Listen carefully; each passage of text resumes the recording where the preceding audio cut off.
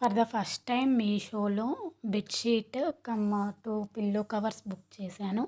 ఎలా వస్తదో ఏంటో అనుకున్నాను. నేను బుక్ చేసే ముందు క్లియర్‌గా డిస్క్రిప్షన్ చూస్తాననమాట. క్లాత్ ఏంటి, ఎన్ని ఇంచెస్ ఉంది అది అని చెప్పేసి. సేమ్ మోడల్‌లో సింగిల్ ఉంది, డబుల్ ఉంది, కింగ్ సైజ్ ఉంది, క్వీన్ సైజ్ ఉంది.